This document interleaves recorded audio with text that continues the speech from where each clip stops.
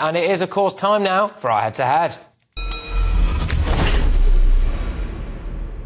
And the King and Queen will jet off to Australia and Samoa in their first long-haul tour since the King was diagnosed with cancer. But the 9-day trip down under has raised eyebrows after Buckingham Palace announced that the phrase walkabout won't be used out of respect for Australia's indigenous communities. It will mark the first royal tour ever where it has been deliberately dropped. So in Aboriginal culture, the term walkabout refers to when a person travels on foot into the bush in times of ritual, meditation, change, grief or coming of age.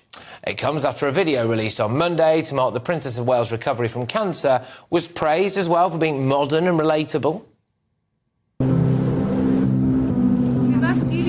As the summer comes to an end, I cannot tell you what a relief it is to have finally completed my chemotherapy treatment. Doing what I can to stay cancer-free is now my focus. Well, earlier this year, the King used his Commonwealth Day message to celebrate this country's diversity as well. Together and individually, we are strengthened by sharing perspectives. We recognise today that our diversity is our greatest strength. And back in 2022, the King and Queen reportedly invited Ngozi Fulani, remember her, to Buckingham Palace for talks after the charity boss was repeatedly asked where she was, quote, really from by a lady-in-waiting, allegedly. So tonight I'm asking, is the royal family in danger of going full woke? Going head-to-head on this now, the royal commentator Richard Fitzwilliams and the political commentator Anna McGovern. Both of you, thank you very much. Great to have you on the show. Anna, I will start with you. Do you think the royal family is in danger now of going a bit woke here, especially when it comes to this walkabout stuff? I absolutely think they are in danger of going woke. And I think this is a trend that we're seeing where we're rejecting tradition and something that has been part of our culture for decades now. This is something that has been a big part of the tradition, a big part of our history. And I just think it definitely represents the trend that we're seeing and the direction we're going, where we're prioritising political correctness and not wanting to upset people. And I just think it's absolutely woke. Ridiculousness. Richard, I'll bring you in here now. I mean, do people of Aboriginal heritage actually give a toss whether or not the King uses the word walkabout? Yeah.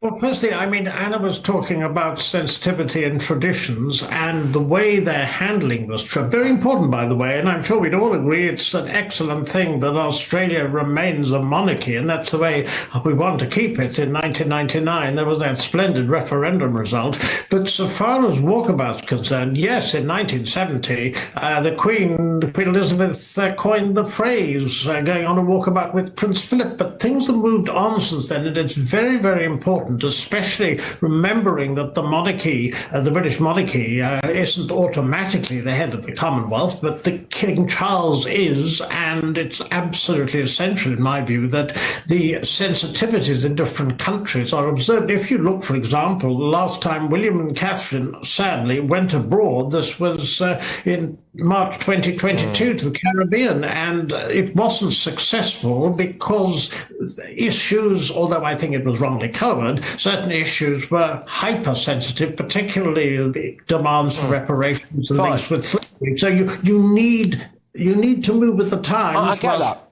I get that. But Anna, my point would possibly be giving into this stuff actually doesn't do you any good. The moment you show a bit of weakness, people pounce on it anyway. You know, we had the whole Ngozi Fulani, that ridiculous situation there where, you know, there was all this massive apology and we've got to, you know, really bow down before Ngozi Fulani. You've got the King there sitting there saying, you know, diversity is our greatest strength. I mean, where's that going to get them? Nowhere. I completely agree with that. And when we're seeing in society as well, you've got institutions such as universities releasing these language guides where you've got these people telling us what isn't offensive. And I think yes, I would agree, it's probably the royal family's attempt to try and move with the times. But I think there's probably other ways that they can make an impactful difference rather than this being the stance that they take. The term walkabout, I just think it's quite ridiculous and not necessary. Richard, you know, the King will probably fly there, I would imagine, with the Queen. You can guarantee they'll have to make a point about offsetting their carbon just to keep that lot happy. They won't use the walkabout term because they'll have to keep the Aboriginal community happy over there. Obviously, they'll be fine that the Queen's face has now been taken off banknotes over there, replaced, I believe, by a member of the Aboriginal community, naturally. You know, you've got all of these tick boxes that the King and the royal family have to do, instead of just maybe, I don't know, leading, being there, being present. Why do they keep bowing down to this stuff?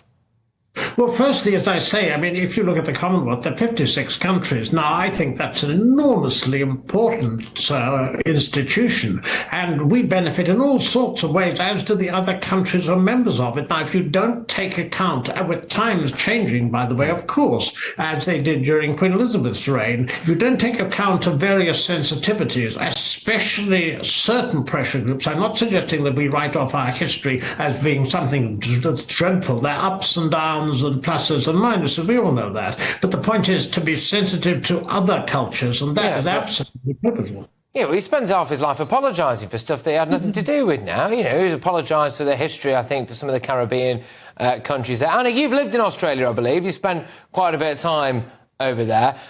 They have gone very woke when it comes to the Aboriginal stuff. Elements of it I can get behind, clearly. I don't think people were always treated particularly well over there. But some of the things they've done are a little bit out there, aren't they? I mean, what's it like over there when it comes to relations with the Aboriginal communities?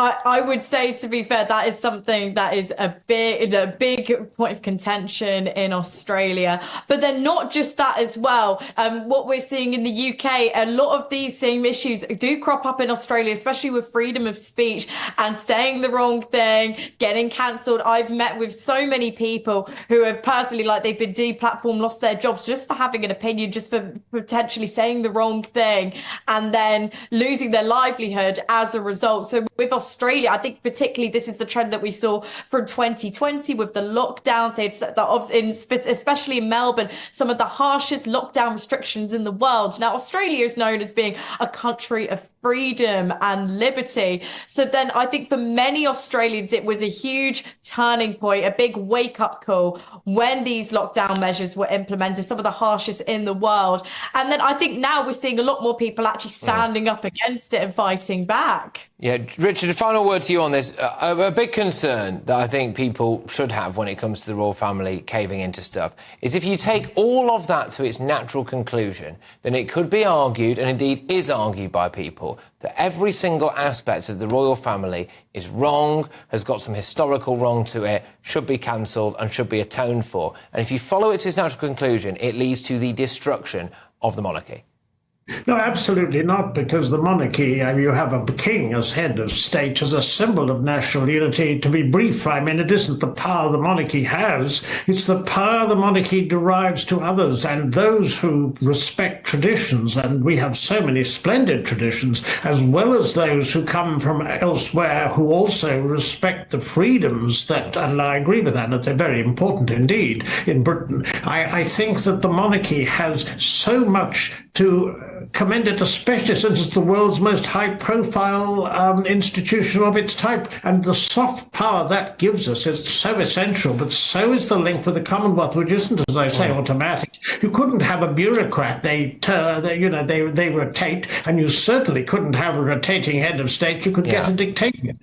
OK. I also just possibly should have made this point earlier. Presumably, when the Aboriginal community in Australia were indeed really, doing all the walkabout stuff, that's not what they called it, because I don't think that they would have been walking around speaking the Queen's or the King's English, would they? But, alas, here we go. It's a phrase that we use commonly in this country that we now can't use in case we offend people who are thousands of miles away. But anyway, thank you very much, both of you. Royal commentator Richard Fitzwilliams there, and the political commentator Anna McGovern.